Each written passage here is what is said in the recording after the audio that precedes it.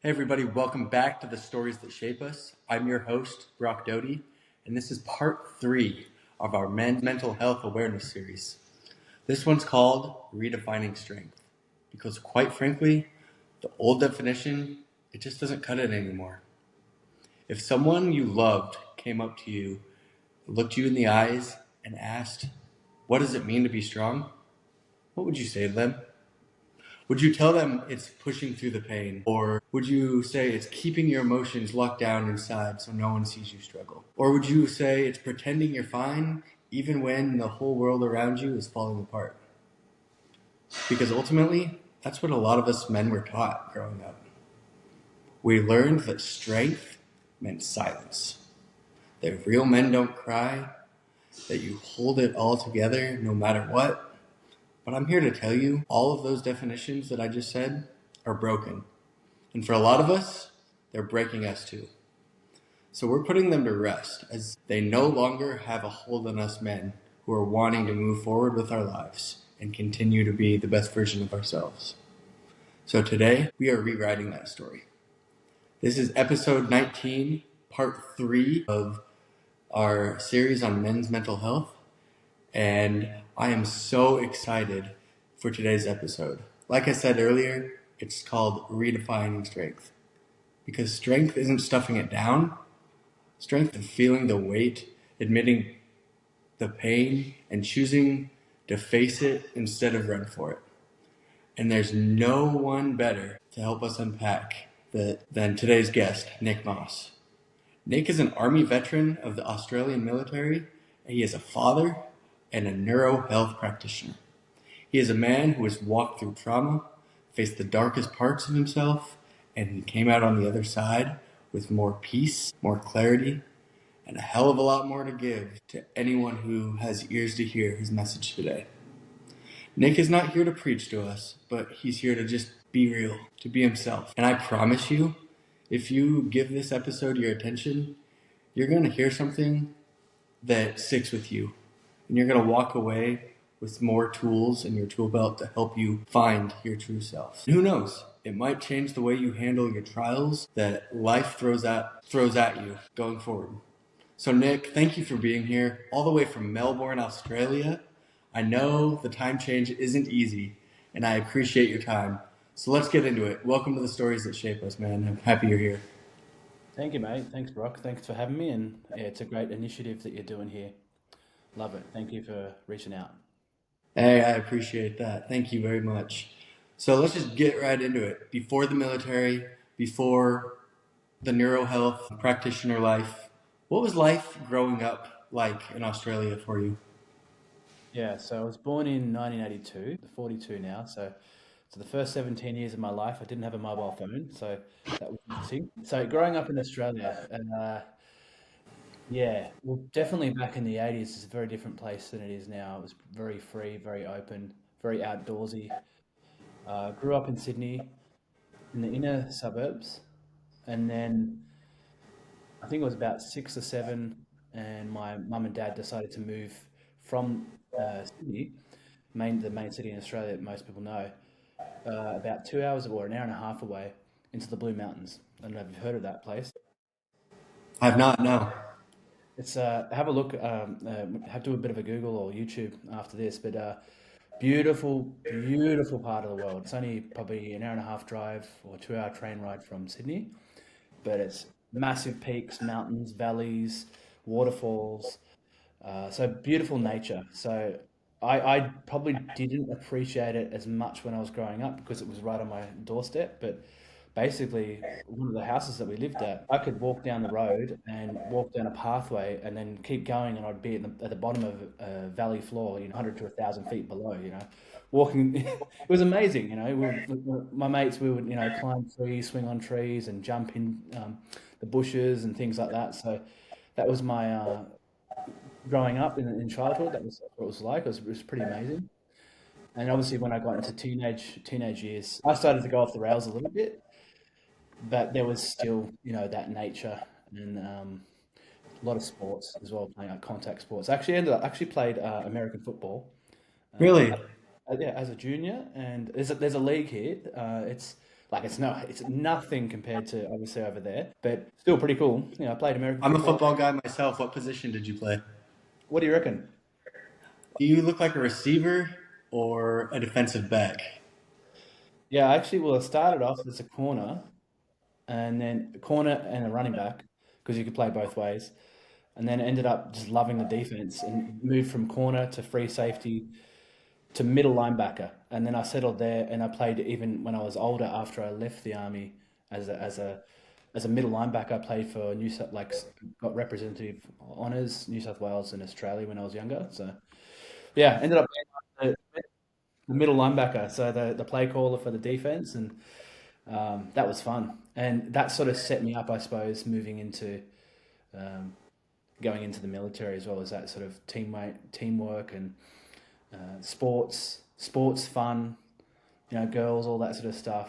But through my teenage years, probably around like 15, yeah, mid teenage years, I got mixed up. I had a really good school group that were like all smart and had a bit of fun as well. But then I was playing footy, so I was friends with them. And then there was a rough crowd that I got. I don't know why. I just must have needed to experience that side of life. And a lot of those guys that I was hanging out with in that rough crew, I mean, a lot of them went to jail and some of them ended up getting, fully addicted to drugs and things like that. So there was a period of time there where I probably could have gone a few different directions. If I look back now, what I think I was trying to do unconsciously was just try to experience all the different spectrums of life, if that makes sense. Which now, as a practitioner and a health practitioner, like someone who facilitates people through change, that has actually served me quite well to have that sort of compassion for different walks of life and things like that. But yeah, looking back, when I was going through it, I was like just experimenting and probably giving my parents a really, really hard time. Uh, doing the rebel thing. But now I look back and I can make sense of why I did all that, and it was everything makes sense looking backwards. So yeah, a lot of sports, a lot of nature, lots of different groups of friends. Yeah, did some dodgy things for sure, and yeah, that would lead us up to getting. I left school at 17, year 11, which is the second last year of school, and got a job like a traineeship in building and construction. So just learning how to build stuff, and we ended up building this like boardwalk, nature boardwalk in the middle of the bush, which was pretty cool. And so that sort of started. But from that point, and then I was like a bit lost, and that's probably what leads us to the next bit which was choosing to go down the military path. But that's my childhood in a nutshell. I got a younger brother. He's 4 years younger than me. Mum and dad still together to this day. Still in that same main house that's near the big drop off, the big cliff. So yeah, Wow, we can relate to on a lot of things. I have a younger brother that's 4 years younger than me. I grew up in Montana. I don't know where you that know where that's at. amazing. Well, here's the thing, because if you look at the Blue Mountains, because I know I've seen Montana and the beautiful mountain ranges there, it's similar striking beauty, similar strike. It's a different, like there's a different geography slightly, but it's similar that the way you look at it and you go, wow. It's Like when kind I of breathtaking. Yeah, because when I see Montana stuff, like that's a state I'll definitely go to when I go back over there. When I look at Montana, I'm like, whoa. When you go to the Blue Mountains, like, when we used to go back there, after I, left school and came back, we'd stand at these lookouts and just go, wow, look, this is what we grew up in. How amazing is that? You definitely take it for granted. I don't know if you've heard of Glacier National Park, but that's Yeah. literally 2 hours away from where I grew up, and I've only been a handful of times. Like it's in my backyard, and people travel from all over the world Yeah. to see Glacier National Park, and I've Yeah. only been once. Yeah, it's one of those things, isn't it? Yeah, there's a lot of beauty over there. But yeah, have a look. It's somewhere we definitely want to go and visit if you came to Australia because it's not that far from the main city as well. So it's like a 2 hour train ride. Yeah, that's nothing. What kind of environment shaped you growing up? I know you said you hung out with a couple different crowds, whether it be the sporty kids or the kids that were getting into trouble. What kind of Yeah, environment shaped all of that. Like I had the nature side of things. I had that was a huge part of it for me. It was nature, sports, and then um, you know, later on getting into like partying and things that you do as a teenager. So they were the sort of main environments there, but definitely sports was probably a big one to develop, going through hard things, working as a team, things like that, which definitely set me up for the army life, which we can talk about as well. Yeah, absolutely. Let me ask you this: were you taught how to sit with your emotions growing up, or were you taught with how to push them down and keep moving forward and kind of ignore them? I wasn't necessarily taught that, but look, my dad was a hard worker and he lived in the city in advertising, right? So, uh, and then so he worked in the city, and then we moved 2 hours away. So I'd get a 2 hour train ride 5 days a week. So you can imagine I didn't really see him that much during the week, and I witnessed when he got busier and more successful, and the strain that put on him. Now as a dad, I can 100% get it what he was going through as a provider. But it caused obviously a lot of strain at home, and he was sort of more the passive type. Would just sort of either suppress, and then explode. Suppress, explode. And my mum was more a bit more dominant, I suppose, and very emotional. So yeah, there's that side as well. So I was learning like, yep, if you're a man, suppress it, and sort of wasn't really a healthy and grounded way to express emotions. If that makes sense. They were just doing their best, like a lot of parents, with what they. That's how I can rationalize it now. But I do see 100% why I process things. But I wouldn't say my dad was the toxic masculine. No way.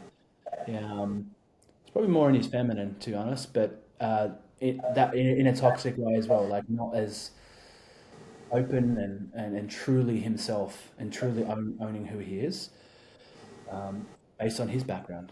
Based on now I know his journey and what happened to him, his father, and everything else as well. So yeah, I was subconsciously, I think, trying to. I think we all do this as well. We either try to avoid what our parents were, or we copy. Right? Then there was a bit of that going on. Both. We often consciously try and avoid with the negatives we see in our parents, and we subconsciously ended up playing it out anyway. So if we don't work through it. Yeah, I completely agree. You need to work through it, like make the conscious effort to work through it, or else you will subconsciously adopt those behaviors because that's what you've seen the last 18 years living at home. But when you look back now, can you see how things that you avoided back then kind of laid the groundwork for your breakdown that you later faced in life? 100%.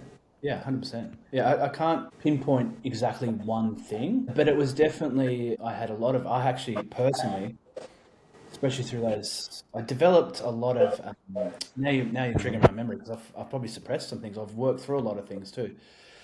I think I got bullied in year 6, and that was the first time I'd been bullied. I was always the most one in the cool kid, or not the cool kids, but the popular kids, the smart kids and stuff. And that whole year, for some reason, there was like this bully thing, whether it was actually real. And so after that, I became the tough guy, and yeah, that's so putting on that bravado, which was opposite of what my dad was. So I saw him uh, not stand up and not, no, it was more suppress. And so maybe I was like, well, I'm going to do the opposite. I'm going to do this. I'm going to stand up. And so by the time I hit high school, yeah, that's probably why I started hanging around those dodgy crews, and I was like the protector of my mates when they would get people picked on. I would be the one that would stand up and step in for them, and all those sort of things. And so it's the classic boy gets bullied or whoever gets bullied, and then becomes this other version of themselves, um, which again did lead through all the turmoil through the teenage years, and then probably also into my military life as well. Yeah, that kind of transitions me to my next segment that I kind of want to talk on. Let's talk about your time in the military, right? You said that you were an Army infantry soldier. First things first, I want to thank you for your service. Nonetheless, that's tough. seeing being in the front lines of the battle. But it's definitely no nonsense, and it's an intense background. And so, Yeah. Look, yeah, infantry soldier in the army, whether it's here or in the US or any other country, is probably the most masculine environment you could be a part of. And not all toxic, but there's definitely toxic. It's like a jail, right? It's like, dog eat dog. Uh, Perform or you're out. Um, which I loved in a lot of ways because it pushed me so much. But looking back on it, I think I was, and a lot of guys do, was seeking a father figure or a structure, like a masculine structure, which the military absolutely gives you. Really structured. They've got teaching and brainwashing dialed in, teaches you about adversity, teaches you about organization, professionalism, teamwork. So great thing about the military is like you don't get on with everyone. You meet some of the best dudes ever. You end up still mates with some of them.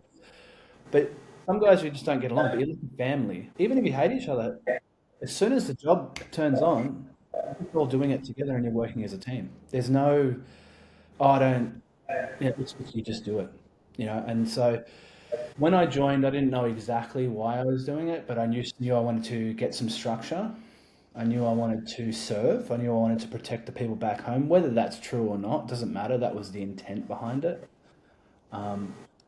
I wanted to see the world, and I joined, put my joiner in, and I was scheduled to do basic training in December of 2001. We all know what happened 2 months prior to that. So everything changed after that. did that affect Australia as well? Massive, yeah, yeah. We're like close allies. Wherever you go, we go. So, especially then, it was really put into place. So you've got the Five Eyes. You've got US, Canada, Australia, New Zealand, and the UK. We're all basically one big army, right? Different different aspects. So yeah, when that happened, I was like, I would have been joining a peacetime army where there was sporadic deployments, very rare. But I knew even then, even though I didn't know, I knew it's like, okay, I think I joined at the right time to get their hands dirty.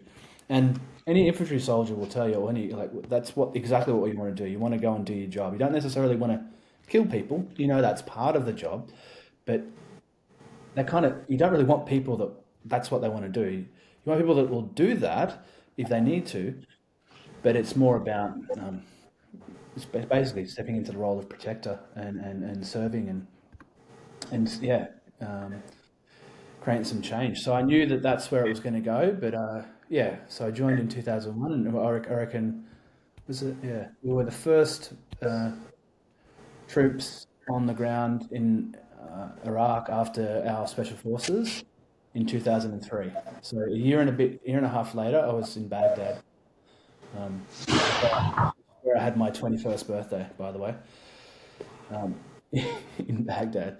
Um, yeah, and when I was in that career, I really loved it. The early years, I could see myself doing it forever. I like really loved it, but there was definitely a lot of things I didn't like about it. You're essentially a tool for the government. You can't go, oh, I don't want to come into work. You have to come into work, even if you're sick, even if you're injured. And when you're on call, it's just you got to come in. And then we could be deployed anywhere in the world. We don't know. So I was on the road to going down special forces route. Definitely was going down that route, and then I got injured before the selection in was it '06, I think. I couldn't go on that. I'd already passed all the things to get on selection, but then got injured during training. Then they put me on a promotion course, and by that time I was a little bit over it and was uh, looking at exploring getting out. I just didn't want to become one of those guys that 20 years later they'll be like, "Oh, what did Nick do? He was just in the army." So for 20 years, nothing wrong with that. But I just knew that there was more than just that. Like I knew that I didn't want to be this sort of career soldier unless I was going special forces. Yeah, unless I went special forces. So didn't make it that first time because I got injured, and then well, I'll just get out for 1 year do like a sabbatical, like a university sabbatical. Get out, have a taste of civilian life, and then get back in and join special forces. And got out, you know, became a P, and then sort of got into the health side of things and never really looked back. I almost got back in quite a few times, but a lot of my mates were like, "No, don't come back in. You'll hate it." So yeah, that's my career in a snapshot. But it was infantry soldiering, walking with a pack on your back. It's hardcore. You train every day. Your job is to seek out and close with the enemy, and you know, didn't get a huge amount of chances to do that on the ground, but we did definitely have some deployments which were quite interesting. Yeah. Yeah, I bet. Well, I want to back up a little bit, Nick, because soldiering is the type of job that teaches anyone who enlists to shut off what makes you human. What is it that you learned from that world, and what did it cost you emotionally, mentally, and spiritually over the years? Interesting. Well, from a nervous system perspective, it trains you. It really turns you into someone that is hyper vigilant. People can be hyper vigilant without being in the military, and anyone who's been through trauma and traumatic upbringings will be hyper vigilant because it's a nervous system issue. But yeah, there's something different about that because and yeah, it triggers your system because you do so many repetitions, right? So much so that your brainstem remembers it. So when you're actually in the combat, you just sort of do the job. You don't really have to think. Well, you can think, but your body doesn't stress out. So that over time, you can imagine there's only really one environment where that's useful, right? And that's on the battlefield. But in civilian life, it's very dysfunctional. But there's obviously use cases for it in those environments. But when you get out, and that's a lot of the times, a lot of guys, especially the true soldiers, true warriors, don't get PTSD from doing their job. You get the trauma type symptoms from this hypervigilance over a long period of time. That you go from that type of job and that type of environment, and then you try and get out, and everyone's just living life, and then you're trying to reintegrate into that. That's a culture shock. Well, I can only imagine. Was there a certain moment, maybe in the silence or maybe in the chaos, when you started to realize that something inside of you was starting to crack? If I look, I think I thought I was cracking since my early teens, to be honest. But yeah, it was like holding it together. Um, but definitely, yes.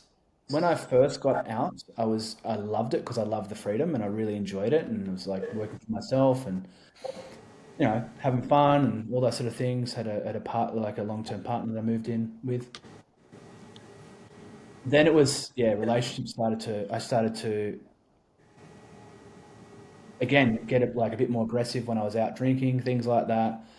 Couldn't handle myself. Couldn't I was basically starting to self sabotage a lot of friends. I had a lot of friends, and I was just having some breakdowns with a few of them, including some of my army mates. It was all from drinking. That's the culture. That is the culture. It is the culture. And it was being part of the boys. Yeah, I just noticed that, and I got taken out by some bouncers who ended up being bikie gang guys. I didn't find out till later, probably a year and a half after I got out, and I got they broke my like they smashed my eye socket and my cheekbone. I was not good.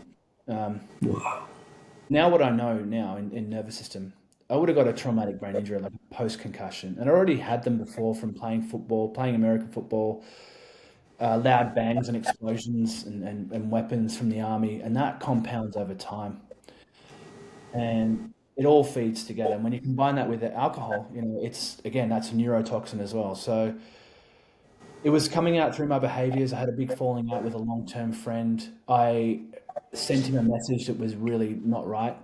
He ended up getting a restraining order against me, and this is a guy that I've been mates with for 15 years. I lost a lot of friends from that. It was, looking back, it was a good thing because I realized who my friends were. but it broke me. It absolutely broke me. Uh, it's like everything just came crashing down. That was in my sort of mid to late 20s. Yeah.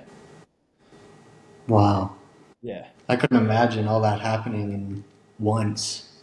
Um, yeah, losing friends, it hurts in the moment, but like you said, you find out who your true friends are. Well, in that moment, I found out that many weren't, and that was what was heartbreaking because it was like all at once, and it was like, relationship breakdown as well. It was all tied in with that, so everyone sort of knew everyone, and actually introduced everyone together. So it was like, oh, we're done with Nick now, you know, because I was a strong guy, and I always tended to have it together, and I had the money, and I would look after people. As soon as I started to suffer myself, where I was like, hey, I think I need help. I think I'm not good here. I was suicidal, and I was talking to people about it. And I wasn't talking to people about it to um, get pity. I was just being open, but people couldn't handle it, and I get it too. It's like you don't want to be around that when someone's like that. You said something about concussions. I don't know if you know much about concussions and like what it does to your brain later in life.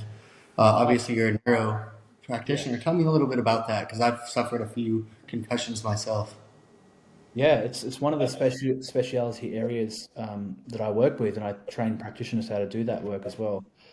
So yeah, there's so much research coming out and now, and as you know, in the NFL, they've got the concussion doctors, and they've got the same over here in the rugby league and everything, which is amazing. The effects of a head injury, depending on how many you've had and how quick they are together, can be catastrophic to your nervous system and your emotional system and your gut. And you can also have a head injury from years ago that you've forgotten about, and it's giving you symptoms now. So when you hit your head, your whole brain shakes. You get actual neuronal damage in the brain, but then all the systems, all the senses like the vision, auditory, the systems that regulate your heart rate and your blood pressure and everything like that are all dysregulated.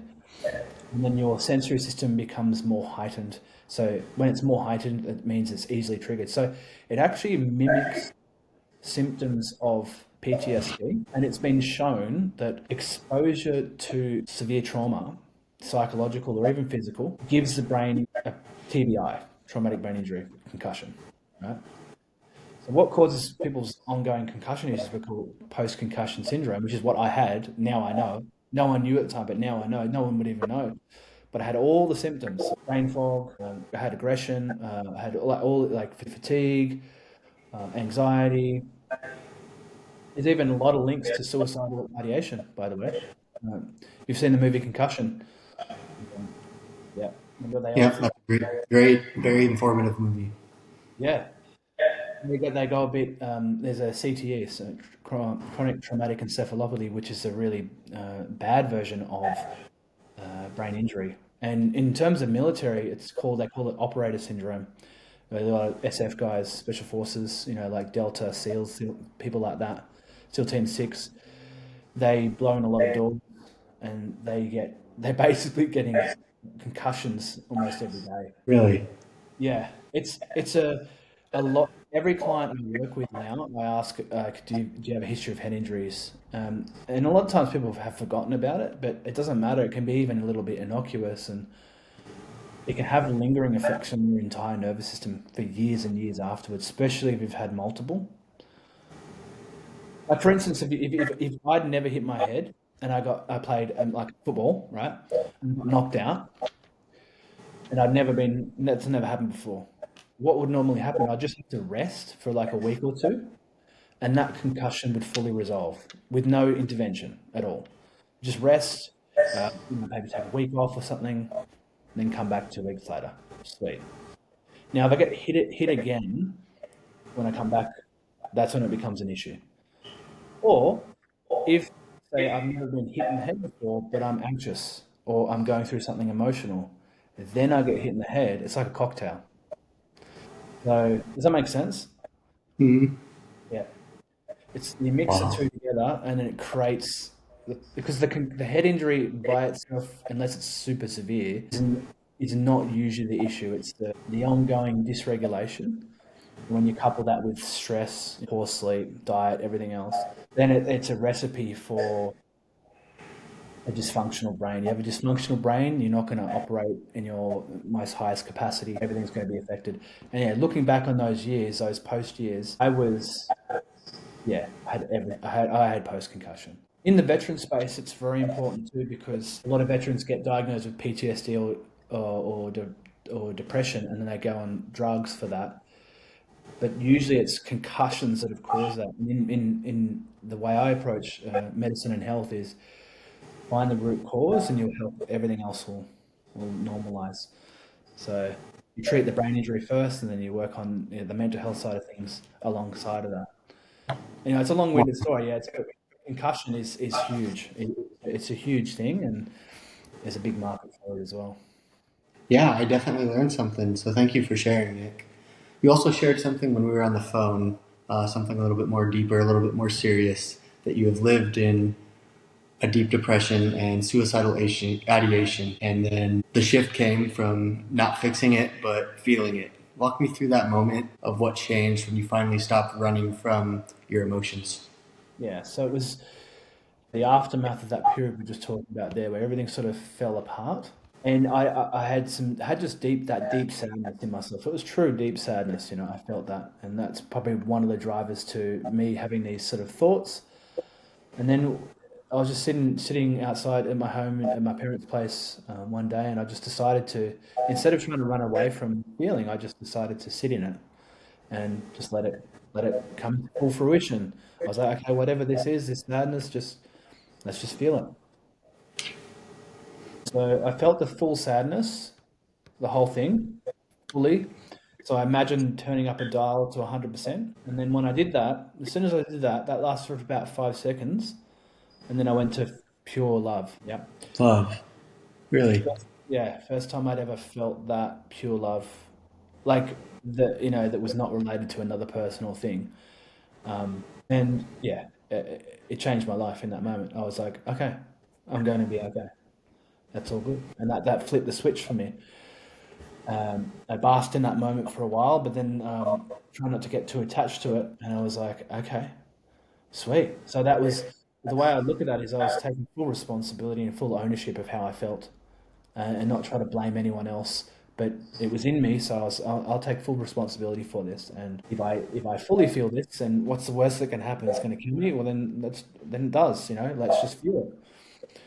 Because the other things weren't working. That was definitely one of the major turning points in my life and in that healing journey.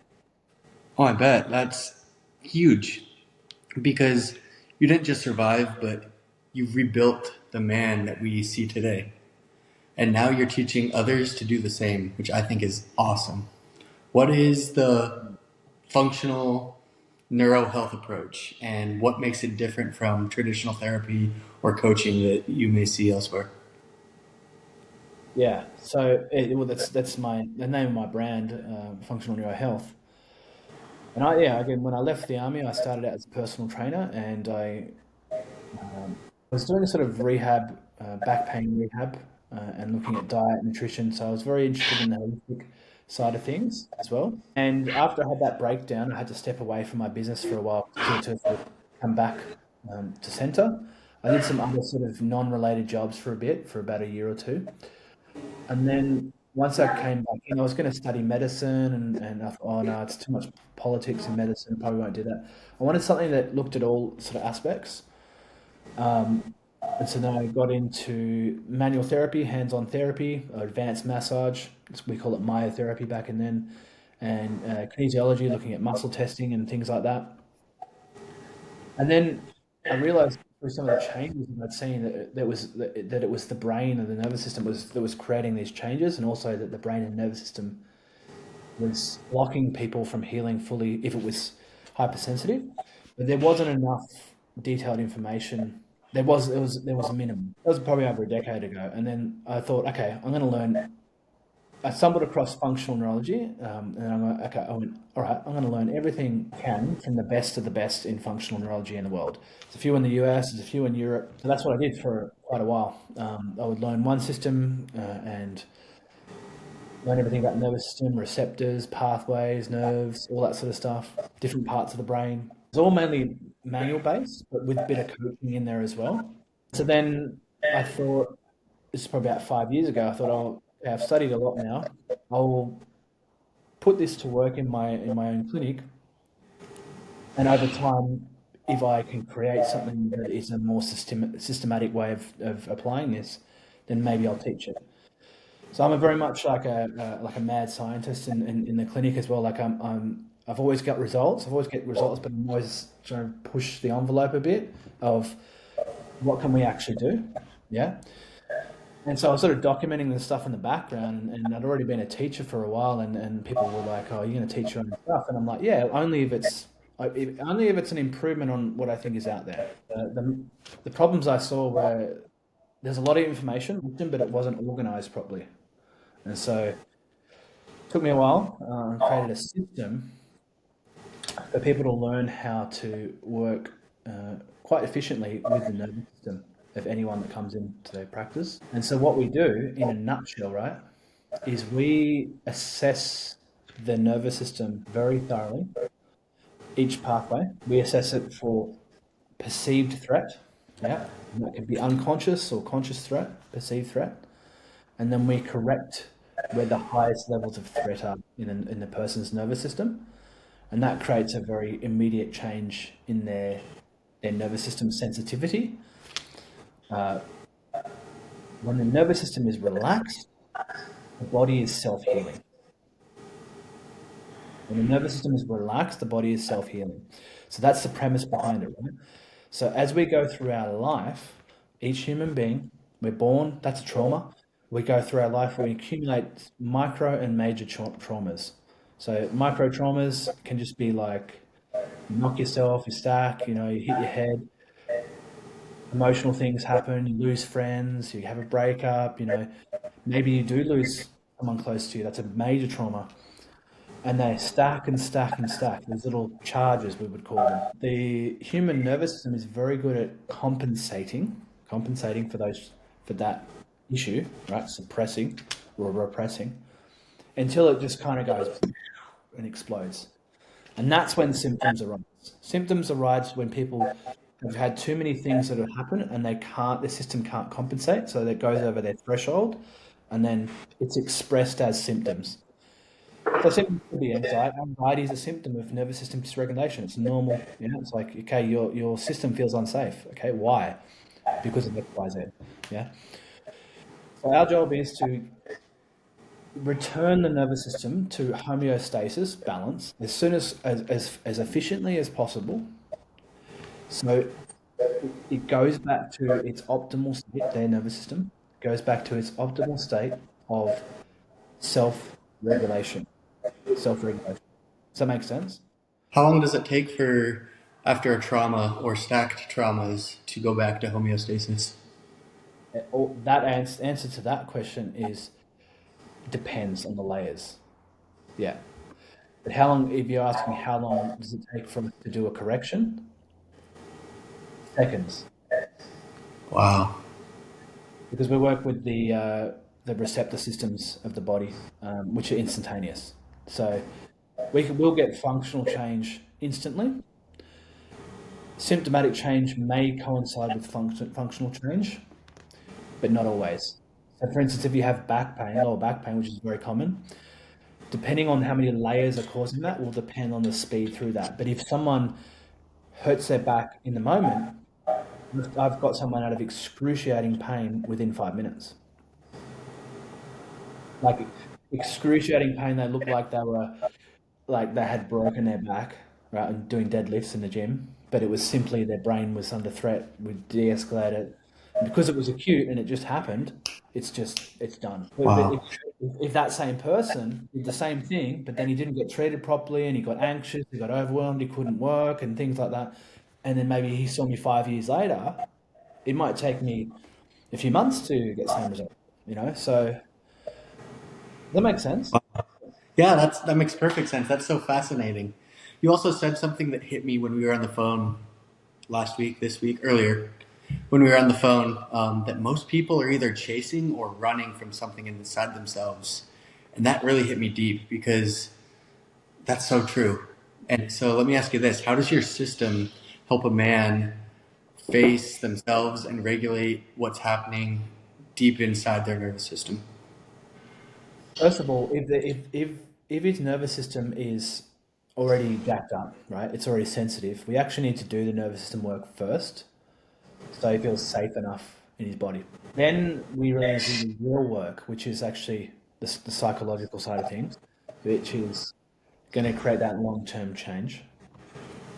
And that is figuring out what are you actually running away from? Like, what are you running away from? What is it? Is it fear? Is it your own anger? Are you not, have you suppressed your own anger? Because that creates depression, right? What is it? Okay, it's fear. Okay, it's fear. Now, where did the fear start from? Like, what's driving fear? Because fear is a normal emotion, right? It's normal. We wouldn't experience it. We need fear, but why do you have fear, and why are you running away from it? Yeah, so that's a running away, sort of like moving away from, which is survival mode, right? Um, so then you think you're making conscious decisions, but they're really subconsciously driven from running. Like, a lot of men have this. I must keep going. I must keep performing, which is a reality. Yes, 100%. But you have to rest. And like you have to have moments for rest, right? Whether that's on Sundays or go on a holiday every quarter or whatever it is, you've got to rest.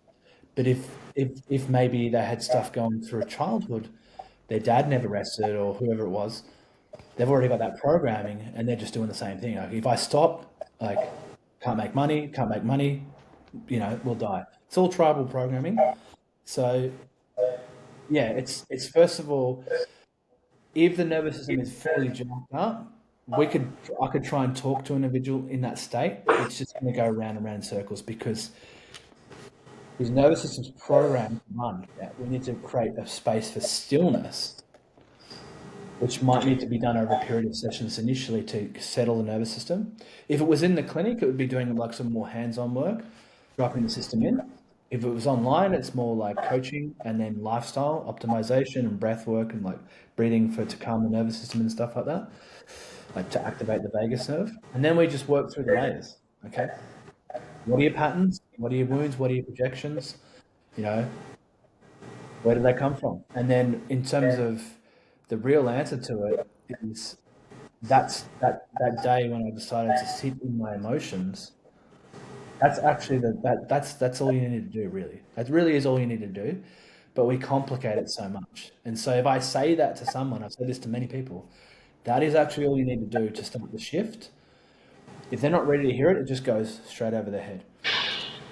So sometimes people, like for instance, I did that in that moment because I was in so much pain, and most people don't change unless they have a crisis or their dream is big enough. So there's a moving away, moving towards. If I'm a moving away person, like I'm trying to run away, I need the crisis to stop and face myself.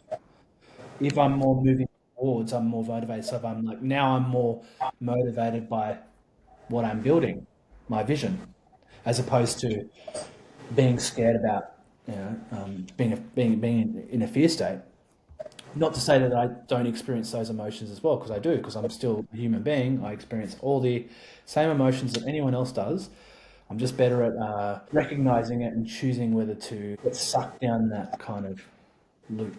Let me ask you this. You touched on a couple tools, whether it be in person or um, over virtual, but for the guys listening out there today that are burnt out, numb, emotionally disconnected, or are on edge, what are a couple more tools that are practical, body based tools that they can start using today to reconnect and feel themselves again? There's so much. I mean, the master tool to regulate the nervous system is the breath, because if we breathe in, that stimulates that fight flight system, and when we breathe out, that stimulates the rest and digest calming system. So that's happening every single breath, whether we're conscious of it or not. We do 20 to 25,000 breaths per day. So something as simple as uh, aiming for a breath rate of 5 to 6 breaths per minute, which is about 4 seconds in, 6 seconds out. You get 5 to 6 breaths a minute. That is a stable nervous system rate. So you can breathe your system into calmness. However, when someone is so jacked up, sometimes the breath it's not going to work because there's so much conditioning there, and sometimes even calming the nervous system down. This is why our approach in working with the nervous system, there's a lot of nuance to it. There is a lot of nuance with certain people. That's why we have to have specific training for it. But if all else fails, go to the breath. Slow your breathing down, close your mouth, breathe through your nose. Yeah. Mouth is for speaking and eating, not breathing. Yeah. Speaking and eating. So it's tongue to roof of mouth, close the mouth, 4 in, 6 out. Go on a walk, do that cadence while you walk. You also drop weight. It's been shown when we overbreathe, we're more stressed. When we overbreathe, we also can put on more weight, generally around the waist. I've had people do that sort of breathing, working on the nervous system, and they've just dropped a heap of excess fat as well. So, look, I've got some vagus nerve resets on my YouTube channel as well. Some little hacks to do. What's your YouTube channel so we can find you? Functional neurohealth. Yeah. A lot of the work I do is with like the main people I serve are other practitioners to teach them to do what I do, but there are some offerings and bits of information out there that anyone can use. And moving forward, I am going to be developing more of that for the everyday person to tap into. Yeah. Yeah, that's how I found you. I found you on Instagram, connected with you through there. But you've taken all of this, the soldier, the healer, and the broken pieces, and you've brought it into fatherhood. How has that shaped being a girl dad and shaped who you are today so she can see the strength and vulnerability and leadership within you? It's changed my life. Yeah. In the best way. Yeah. So it's when you become a dad, it's not about you anymore. It's about providing for your girls. In my case, my girls. My daughter and my partner. To be honest, when that happened, I'd had levels of success for sure. I didn't really have the true success. It's like I needed that sort of extra responsibility to be like, okay, because I was working for myself as well. Like, it's hard to work for you. It can be really difficult. And I was like, okay, this has got to work now. This has to work. There's no excuse. It's working. Like, I'm making this happen. It's brought up a lot of stuff for me as well. I think I really needed a daughter because obviously to balance the masculine and feminine, and to really have that role of being the safe space, but also the one that provides a joy and play. It's really important for a dad of boys and girls, but in particular, the dad role is very much that safety, security, providing if that's what the setup is like in your home, and then the most important thing is play. Like and they keep you on check. She'll say things that like hit me like in the heart, and I'm like, but there's truth to it, or it just makes you think, and they hold you accountable. And I see her as such a great personal develop, as well as being something that I love and cherish, is being a great personal development tool because they're kids and they're just exploring and they're pushing your buttons and they're pushing your boundaries. And that's every time you get frustrated with that, it's showing something in yourself that you need to probably look at. And so you can see every day with your child, it can be so amazing because you have some great highs and you have some frustrations as well that you have to deal with.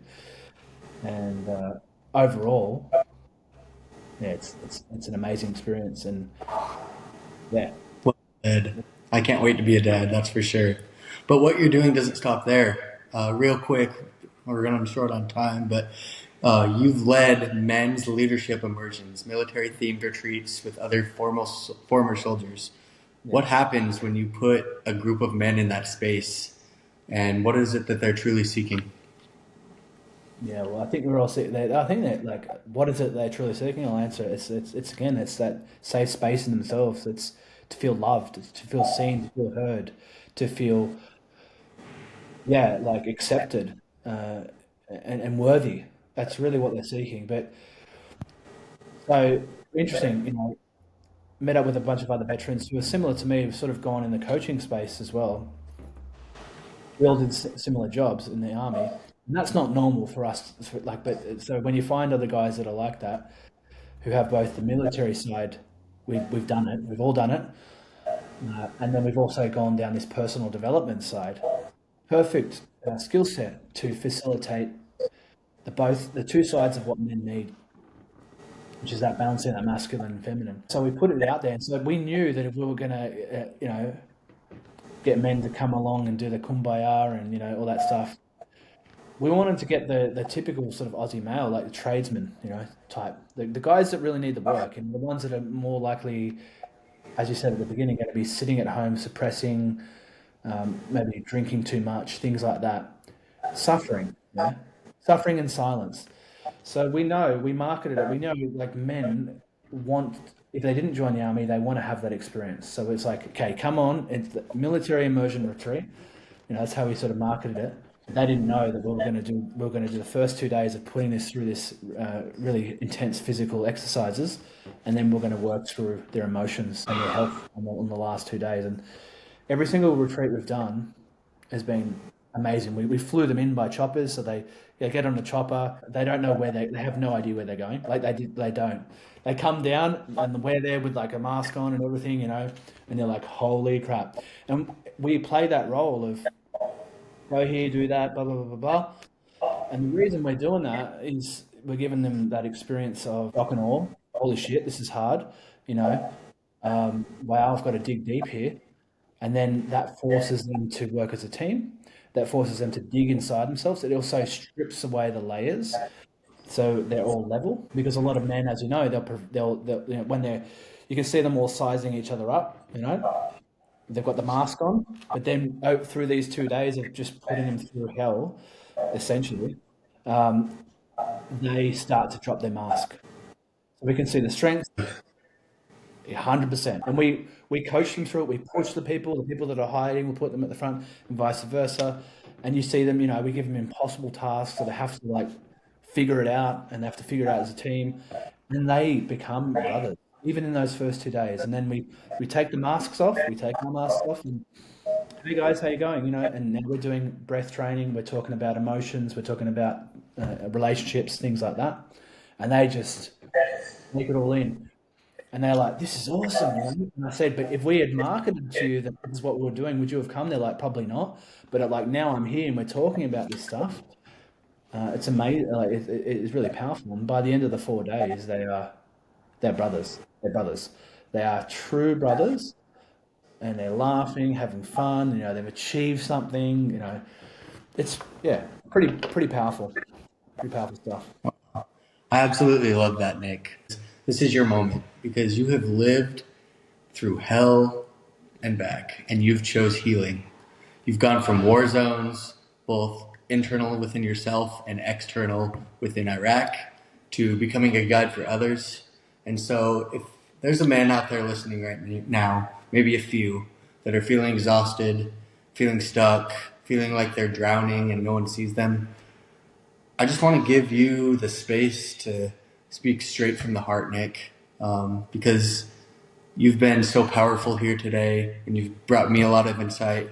And so I just want to give you the space to speak directly from the heart with no filter, whatever's on your mind, whatever you feel the men listening need to hear right now, just let it flow. Whether it be a message of hope, raw truth, a challenge, or something that your soul has just been carrying in this season. This is your moment. Speak as if it's one man to another. Yeah, cool, man. Yeah, so what's coming through is like if you're a man and you're listening to this, just know that whatever you're suffering with, other man is also suffering with. It's something I've learned over the years, especially being a coach and practitioner, dealing with 15,000 sessions at least, 15,000 hours. is that a lot of our problems are quite similar in terms of the way we process negatives are very similar, but each one of us has a unique gift. So you have a unique gift that no one else on this planet has. Yeah? You have a gift that no one else has and no one else can take from you. But your problems are very similar to mine, to the next man. And so when you think what is happening to you hasn't happened to someone else, it has. It's probably happened to the guy down the road, but you're just not talking about it. So that's one thing I've learned, that the way we perceive suffering is all very similar due to the way that our brain and our mind works. The the degree to which you're able to feel yourself and accept yourself fully as you are, even if other people don't, is the degree of freedom that you have in your life. And I believe you're probably seeking freedom. So it's that, and the freedom comes when you connect with that gift. And your gift may be different from what you perceive. It may be not the norm. It may be, you might be thinking, if I do this, what are my friends going to think of me? But at the end of the day, if you want to share your gift, your unique gift, you're probably going to piss off or annoy or, rub some people the wrong way that maybe you grew up with. But at the end of the day, if you lose those people, that's the point. And then as you develop more of this acceptance of self and finding your gift, and bringing that gift to the world, because that's what we're all here to do. Find that gift, share it with the world. Find that gift, share it with the world. That's what we're here to do. What you know, you must teach. What you know, you must teach. So don't keep it all locked inside. And your mess is part of your message, as you would have heard through what I've been talking about today. Your mess is your message. Maybe not when you're going through it, but after you've moved through it, the message from that mess is going to be what helps inspire people. So, yeah. Problems are similar. Someone else, speak to someone else, because they're probably going through similar things and have similar ways of relating to it. But your gift is yours alone. No one else can take it from you. So use this life to find it and then share it with the world. Wow. Nick, that was real. That was powerful. Thank you very much for sharing us. And thank you for showing us what strength actually looks like. Because right there, that raw honesty, that lived experience, that open heart is exactly what this conversation needed. So thank you, Nick. And to all the men out there listening, I hope you listened. I hope you really heard that message that Nick just shared with us. Not just with your ears, but with your soul. Because that's what this entire conversation is about. Redefining strength. So now it's my turn. I want to speak to the man out there that is listening. Maybe you're sitting in your truck. Maybe you're at the gym. Maybe you're trying to shake off that heavy feeling of your chest. Or maybe you're just laying in bed wondering if you have anything left to give. Wherever you may be, I just want you to lean in for a minute. Because if this conversation has taught us anything, it's this. We as men have been lied to. We've been lied to about what strength really is. We've been taught that strength meant silence. That being a man meant burying your feelings, pushing through the pain, never letting anybody see you struggle, embracing the suck. And the truth is, that version of strength, that's not strength. That's survival. That's toxic masculinity dressed up as honor. If you missed episode 1 of this 4-part series, I broke down the 3 types of masculinity: toxic, narcissistic, and healthy. And I strongly encourage you to go back and listen. Because until we know the difference, we will keep living in the patterns that are no longer serving us. We keep trying to be hard instead of whole. And what Nick modeled for us today, that's the definition of healthy masculinity. Nick is a man who has walked through hell, who's battled depression, suicidal thoughts, identity loss, and still chose to feel, and still chose to heal, and still chose to show up. That's not weakness. That's power. And back in episode 2 of this 4-part series, I sat down with Mark Coop, and we had a conversation that still hits me deep. We talked about that mask that so many men hide their emotions behind. The version of ourselves that we put on just to get through the day. The one we wear when we're smiling on the outside, but feel like we're falling apart on the inside. I've been there. Have you? So many of us are living behind that very mask, hiding the pressure, the fear, the shame, and the stuff that we don't say out loud. Not even to the people that are closest to us. And I get it. Like I said, I've worn that mask before too. And so if you haven't listened to that episode 2, I also encourage you to go back and listen to it. Not just because it's a part of my series, but because it might help you see yourself with a little bit more compassion. It's the foundation of everything that we're talking about this entire month of June. Don't skip it. It matters. And hey, if you take anything from this episode, let it be this. You're not weak for feeling. You're not broken just because you're tired. You're not less than a man because your heart hurts. And sometimes the strongest thing you'll ever do is stop running. Stop burying it. Stop pretending everything is fine when it's not. Like Nick just spoke about, let your message come from your messy. And maybe the bravest move that you'll ever make is letting someone else in. Reaching out, letting someone know that you need help. And letting yourself be seen, the mess and all. Because you don't have to keep carrying it by yourself. You're allowed to take off your mask. You're allowed to feel fully, deeply, and honestly. And to be honest, you're still the man when you do. And that kind of strength, that's the real kind. So to any man out there listening, you are not alone. Stop chasing this version of strong that we're taught. And let's start building that kind that actually heals. Because that's what redefining strength looks like. All right, so before we wrap up today, I want to leave you with something that's carried me through some of my own darkest moments. It's not just a verse, but it's a promise. It's one that speaks straight to my heart, and I hope it speaks to yours. I hope it speaks to the man who's worn out, beat down, or just barely hanging on. The verse of the week this week is Isaiah chapter 40, verse 29 through 31 states, "He gives strength to the weary and increases the power of the weak. Even the youths grow tired and wearied, and the young men stumble and fall. But those who hope in the Lord will renew their strength. They will soar like wings on the eagles. They will run and not grow weary. They will walk and not be faint." Wow. Man, if that doesn't speak directly to where some of us are right now, I don't know what does. Because listen, we all get tired. Nick, have you been tired before? Oh yeah, all the time. Have you fallen before?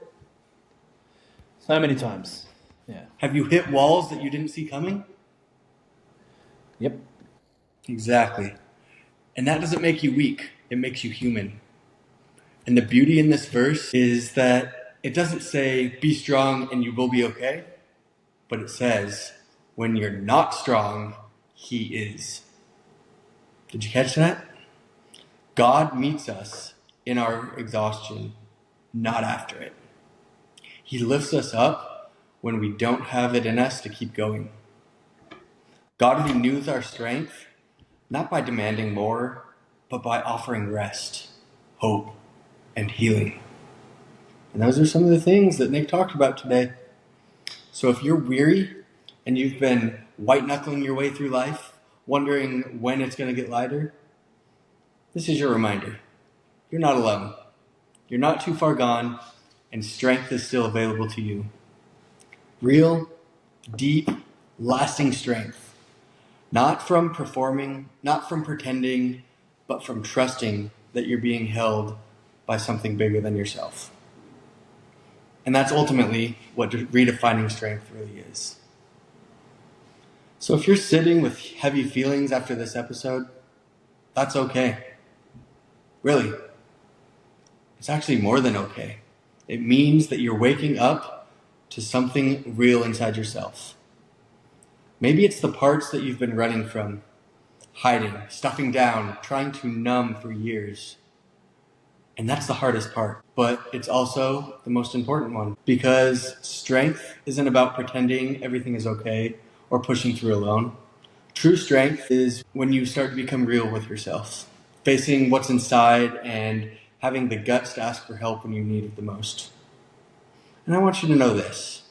You don't have to carry this weight on your own anymore. Hearing Nick's story and what it means to redefine strength, I hope it gives you permission to rethink your own story. To know that being vulnerable isn't weak. It's brave as hell. It's the doorway to healing and freedom. And if you're struggling right now, I've linked some resources in the show notes, so please don't wait. I encourage you to use them. Reach out and ask for help. Because asking for help isn't a sign that you failed, but it's proof that you're fighting and that you matter. So next week, we're closing out this series with a roundtable discussion that I'm going to call Breaking the Silence. We'll talk about identity, faith, trauma, healing, and what real support looks like. No fluff, no hiding, just honest conversations that push us all to open up, break down those walls, and to build something real. So thank you for showing up for this episode today, for leaning in, and for willing to listen and grow. That alone takes guts, and I'm proud of you. As always, this has been The Stories That Shape Us. Join us each week for real stories, real growth, and real impact. I'll see you next week. God bless.